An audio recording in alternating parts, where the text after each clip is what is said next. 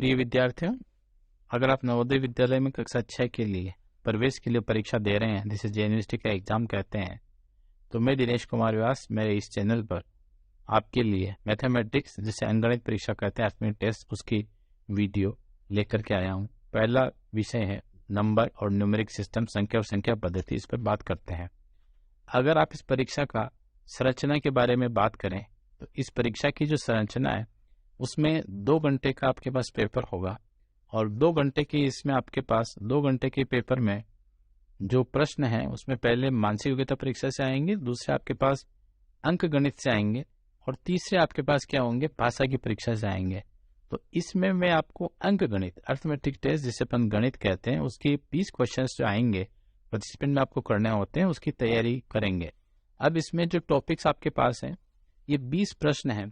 इन 15 विषयों में से आपसे पूछे जाएंगे, जिसमें पहला है संख्या और संख्या पद्धति और दूसरा आपके पास है पूर्ण संख्याओं प्रचार आधारभूत संक्रियाएं और 15वां टॉपिक है लास्ट आपके पास है परिमाप, क्षेत्रफल तथा आयतन। ये 15 टॉपिक हैं, जिनमें से हर टॉपिक के लिए मैं एक टॉपिक पर आपको वीडियो लेकर के आया हूँ। अब पहला टॉपिक है संख्या और संख्या पद्धति। इसके बारे में बात करते हैं। संख्या और संख्या पद्धति में सबसे पहले है तो सबसे बड़ी संख्या और सबसे छोटी संख्या कैसे लिखते हैं। तो सबसे बड़ी संख्या की अगर अपन बात करें तो अपने पास अंक जो होते हैं 0 से लेकर के 0, 1, 2, 9 तक अंक होते हैं। कुल अपने पास 9 अंक होते हैं। 9 अंकों में सबसे बड़ा अंक कौन सा है? 9। अब जितने भी मुझे सबसे बड़ी संख्या बनानी है, अगर मुझे मान लीजिए 4 अंकों की बनानी है तो 4 बार मैं क्या कर दूंगा, देखो 9 लिख दूंगा तो 4 अंकों की सबसे बड़ी संख्या हो जाएगी। अगर 5 अंकों की चेन में 5 बार 9 लिख दूंगा। अगर मुझे सबसे छोटी संख्या बनानी है, देखिए सबसे छोटी संख्या अगर मुझे बनानी है तो सबसे छोटी संख्या के लिए मैं क्या करूंगा, सबसे छोटा अंक मेरे पास क्या है? 0। अगर मुझे 3 अंकों की बनानी देखिए तो मैं 0, 0, 0 लिखता हूँ, कोई इसका अर्थ नहीं होगा। 0, 1, 1 लिखता हूँ या 0, 1, 0 तो 2 अंकों की हो जाएगी। तो इसमें 0 को अपन प्रथम स्थान पर काम में नहीं ले सकते। पहले स्थान पर आपको 1 काम में लेना। उसके बाद अगर 3 अंकों की बनानी है तो 2 बार 0 ले लो। 4 अंकों की काम में लेनी तो आप 3 बार क्या करो, इसमें 0 बना लो। ये आपके पास संख्याएं हो जाएगी। सबसे छोटी संख्या और सबसे बड़ी संख्या कैसे बनाते हैं, इसके ऊपर आपको प्रश्न मिलते हैं परीक्षा में। अब इसमें परीक्षा में पूछे गए प्रश्नों के बारे में बात करें तो 2020 में देखिए एक प्रश्न पूछा गया था, तो 5 अंकों की सबसे बड़ी और 5 अंकों की सबसे छोटी संख्या में अंतर निकालिए। तो 5 अंकों की सबसे बड़ी संख्या जो आपके पास होगी, ये देखिए 5 अंकों की सबसे बड़ी संख्या, 5 बार मैं 9 लिख दूंगा। और 5 अंकों की सबसे छोटी संख्या जो आपके पास होगी, देखिए ये आपके पास होगी 5 अंकों की सबसे छोटी संख्या। देखिए 5 छोटी संख्या, तो इसको आप माइनस करेंगे तो ये आपके पास आंसर हो जाएगा 8 और 4 बार 9। ये जो सेकंड आंसर है, इसमें 8, 4 बार 9, ये आपका आंसर हो जाएगा 5 अंकों की सबसे बड़ी और 5 अंकों की सबसे छोटी संख्या। ये 2020 में आया हुआ प्रश्न है। अब इसी में देखिए दूसरा प्रश्न आपके पास है। 2020 में इसी टॉपिक से 2 प्रश्न आ गए थे। 7 अंकों की सबसे बड़ी संख्या। तब 7 अंकों की सबसे बड़ी संख्या देखिए 7 बार आपको 9 लिखने हैं। देखिए ये देखिए 7 अंकों की सबसे बड़ी संख्या हो गई। और 4 अंकों की सबसे छोटी संख्या में क्या अंतर होगा? अब 4 अंकों की सबसे छोटी संख्या आपको निकालनी है तो सबसे पहले 1 लेंगे, उसके बाद 3 बार आप 0 लिख देंगे। ये आपके पास क्या हो जाएगी, देखिए 4 अंकों की सबसे छोटी संख्या 1, 2, 3 और ये 4 अंक छोटी संख्या हो गई। ये बनेगा आपके पास देखिए 9, 9, 8, 9, 9, 9। ये देखिए आपके पास संख्या हो गई। बहुत आसान सा प्रश्न है और ये एक प्रश्न हर बार आता है। तो इसका उत्तर क्या हो गया? पहला। तो इसको आप ध्यान रखें, सबसे बड़ी संख्या कैसे बनाते हैं, सबसे छोटी संख्या कैसे बनाते हैं। अब इसी में देखिए जो प्रश्न आया है, ये प्रश्न आपके पास क्या है? इस प्रश्न में आपके पास क्या किया उसने, 0, 6, 3, 7 और 9। इसमें देखिए आपके पास क्वेश्चन में क्या किया उसने, अंक आपके पास फिक्स कर दिए हैं 5 अंक में से प्रत्येक का केवल एक बार आपको काम में लेना है। एक बार प्रयोग करते हुए 5 अंकों की सबसे बड़ी और सबसे छोटी संख्या में क्या अंतर हो। देखो सबसे बड़ी भी 5 अंकों की बनानी है और सबसे छोटी भी कितने बनानी है, और 5 अंकों की, उसमें क्या करना आपको, अंतर निकालना है। तो अब देखिए 0, 6, 3, 7, 9 एक बार प्रयोग करना और 5 अंकों की संख्या बनानी है। तो जब भी संख्या बनानी हो सबसे पहले इनको बढ़ते हुए क्रम में, घटते हुए क्रम में लिखें एक बार। तो देखो 0, 3, 6, 7 और 9, ये मैंने इनको बढ़ते हुए क्रम में लिख दिया। अब मुझे सबसे बड़ी संख्या अगर मुझे बनानी है, देखो पहले क्या बनानी है, सबसे बड़ी संख्या। तो सबसे बड़ी संख्या के लिए क्या होगा, सबसे बड़ी संख्या अगर मुझे बनानी है ग्रेटेस्ट नंबर, तो बड़े अंकों में सबसे पहले लिखूंगा 9, 7, 6, 3 और 0 के। देखिए सबसे बड़े अंकों मैंने पहले लिखा। अब सबसे छोटी संख्या बनानी है, जैसे मैंने अभी थोड़ी देर पहले आपको बताया था, तो 0 है, 0 को पहले काम में नहीं ले सकते हैं, पहले आपको किसको काम में लेना, 3 को। तो देखो मैंने 3 को काम में लिया। अब मैं सब जगह 0 नहीं लगा सकता हूँ क्योंकि प्रत्येक अंक का मुझे कितनी बार प्रयोग करना है, एक ही बार काम में लेना है। तो मैं हर अंक को मुझे काम में लेना, तो ये मैं क्या लिखा 0 लगाऊंगा यहाँ। और फिर देखिए मेरे पास क्या हो गया 6, और फिर क्या हो गया 7, और फिर क्या हो गया 9। ये देखिए नंबर मेरे पास बनेगा।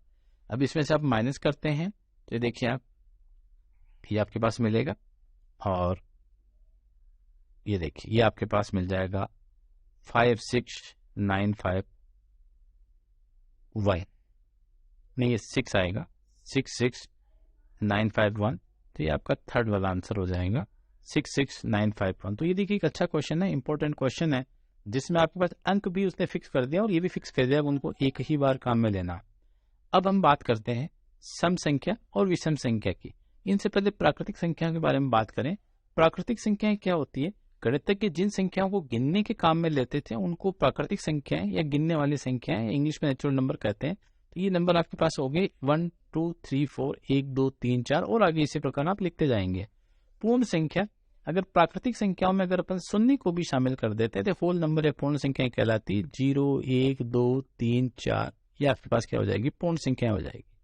अब बात आती है सम संख्या की। सम संख्या को इंग्लिश में कहते हैं इवन नंबर। ऐसे प्राकृतिक संख्याएं या ऐसी पूर्ण संख्याएं जो जिसमें 2 का पूरा पूरा भाग जाता है तो उनको सम संख्याएं कहते हैं। तो ये होगी देखिए 2 4 6 8 10, ये आपके पास सम संख्या हो जाएगी जिसमें 2 का भाग पूरा पूरा जाता है। या यूं कर दें कि 2 से भाग देने पर उसका शेष फल रिमाइंडर 0 बचता है, ऐसी संख्याएं क्या कहलाती है, सम संख्याएं। विषम संख्याएं वे संख्याएं जिसमें 2 का भाग देने पर शेष फल 1 बचता है, यानी कि 2 का भाग पूरा नहीं जाता है। ऐसी संख्या क्या होगी, देखो 1 3 5 7 9, ये संख्या। या यूं कहते हैं जिसमें 2 का भाग पूरा पूरा नहीं जाता है, ऐसी संख्या अपन क्या कहते हैं, विषम संख्या। इनके ऊपर सीधे सीधे प्रश्न पूछे जा सकते हैं। अब इसमें एक और इम्पोर्टेंट नंबर आपके पास महत्वपूर्ण है, अभाज्य संख्या, और आपके पास क्या हो गया, देखो रूट नंबर। अभाज्य संख्या या जिसको रूट संख्या भी कहते हैं, हिंदी में रूट कहते हैं, भाज्य या संयुक्त संख्या, ये आपके पास दूसरा नंबर है। तो इन दोनों के बारे में बात करें। सबसे पहले अपन अभाज्य संख्या के बारे में बात करें तो अभाज्य संख्या वो संख्या होगी, देखिए ऐसी संख्या जिसमें सिर्फ एक और उसी संख्या का भाग जाता है। देखो एक परिभाषा है जिसमें एक और उसी संख्या का भाग जाता है, एक और उसी संख्या का भाग जाता है, उसे अपन क्या कहेंगे, अभाज्य संख्या कहेंगे। या दूसरे शब्दों में ये कहें कि अगर उसके अपन गुणनखंड निकालें तो उसके गुणनखंड आपके पास कितने आने चाहिए, 2 आने चाहिए। अब देखो एक में सिर्फ 1 का भाग जाता है, तो 1 का जो गुणनखंड आपके पास कितना हो गया, 1। अब 2 में देखिए 1 का भाग जाता है, 2 का जाता है, तो 2 के गुणनखंड क्या आ गया, 2। तो 2 आपके पास क्या कौन संख्या होगी, अभाज्य संख्या। अब 3 में देखिए 1 और 3 दोनों का जाता है, तो 3 भी कौन से हो गया, बस अभाज्य संख्या होगी क्योंकि गुणनखंड इतने हो गए। अब 4 के बारे में देखिए, 4 में किसी से भाग जा रहा है, 1 का जा रहा है, 2 का जा रहा है और 4 का जा रहा है। तो 1 2 4 का जा रहा है, तो ये क्या हो गया, 3 फैक्टर हो गए हैं। तो ये आपके पास संख्या क्या हो जाएगी, भाज्य संख्या हो जाएगी। 5 में जा रहा है, 1 और 5 का 2 है, तो ये आपके पास कौन सी हो जाएगी, अभाज्य संख्या। इस तरह से आप किसी भी संख्या 10 के बारे में देखें तो 10 में 1 2 5 और 10 का जा रहा है, तो ये आपके पास 4 गुणनखंड हो गए, तो ये कौन सी संख्या हो गई आपके पास, भाज्य संख्या। तो भाज्य संख्या को अपन सही संख्या कह सकते हैं, ऐसी संख्या जिसके 2 से ज्यादा गुणनखंड हो, इसको यूं कह सकते हैं जिसके 2 से ज्यादा गुणनखंड हो। अब आप 1 देखिए, 1 के न तो 2 गुणनखंड है न 2 से ज्यादा, तो एक ध्यान रखिए 1 न तो अभाज्य संख्या है और न आपकी भाज्य संख्या। बहुत ही महत्वपूर्ण प्रश्न है, 1 न तो अभाज्य संख्या और न आपके पास क्या है, भाज्य संख्या। अब देखो 1 से 100 तक की संख्याओं का एक चार्ट मैंने आपके सामने बना रखा है, इस चार्ट को आप देख सकते हैं। तो इसमें देखो 2 आपके पास क्या होगी, देखिए 2 आपके पास अभाज्य संख्या है, 3 अभाज्य संख्या है, 5 है, 7 है, 11 है, 13, इनको आप देख सकते हैं। और जैसे इसमें कभी कभी ऐसा प्रश्न आ जाता है तो 61 से 70 के बीच में कितनी अभाज्य संख्याएं हैं, तो ये आप ध्यान रखें 61 और 67 2 संख्याएं हैं। ऐसे 91 और 100 के बीच में कितनी संख्याएं, 1 है। यह आपको अभाज्य संख्याओं का चार्ट है, ये आप इसको चेक भी कर सकते हैं किसी भी नंबर को। जैसे मुझे चेक करना है कोई सा भी नंबर, देखो जनरली जो सम संख्याएं होती है वो सारी की सारी कौन संख्याएं होगी, अब भाज्य संख्याएं होगी। अब जैसे 24 है, अगर आपको 24 को चेक करना है, 24 में देखो 1 का भाग जा रहा है, 2 का जा रहा है और 3 का जा रहा है, 2 से ज्यादा गुणनखंड हो गए, आगे चेक करने की जरूरत नहीं है। तो ये कौन सी संख्या होगी, भाज्य संख्या होगी। तो इसको थोड़ा आप ध्यान से देखें। अब अगर आप देखो जीतने वाला कोई अलग काम नहीं करते हैं, वो हर काम को अपने ढंग से करते हैं। तो अगर आप भी सफल होना चाहते हैं तो काम को अपने ढंग से करिए। और नवोदय विद्यालय दूसरे विद्यालय से क्यों अच्छे हैं इसको देखना चाहते हो तो एक वीडियो है मेरे चैनल पर, जिसको आप देख सकते हैं।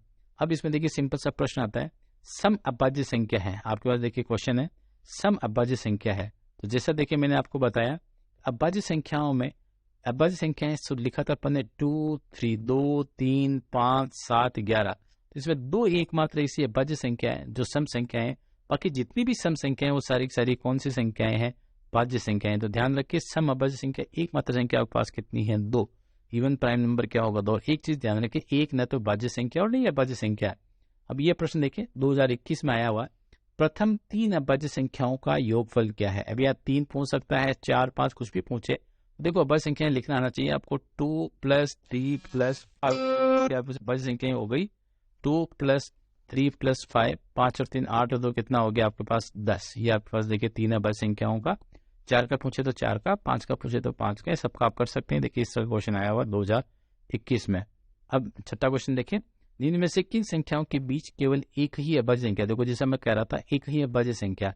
तब इनके पास में आपको 40 और 50 है, तो नंबर लिखिए देखिए 41, 42, 43। ज्यादा परेशान होने की जरूरत नहीं, सम संख्याओं को चेक करिए। सम संख्या देखो, ये कौन सी संख्या, भाज्य है। ये कौन सी है, भाज्य। 11 और 4 का भाग 11, उसके अलावा तो ये आंसर आपका नहीं होगा।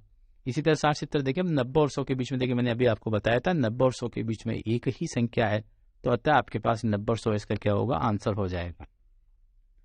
बहुत बहुत धन्यवाद आपको इस वीडियो को देखने के लिए। और नवोदय विद्यालय में मिलने की सुविधाएं, कौन कौन सुविधाएं देखना चाहते हो, तो इस वीडियो को लास्ट तक देख सकते हैं मेरे चैनल पे, और इसको सब्सक्राइब करें ताकि आने वाली वीडियो की जानकारी आपको तुरंत मिल जाए। धन्यवाद। जय हिंद, जय भारत।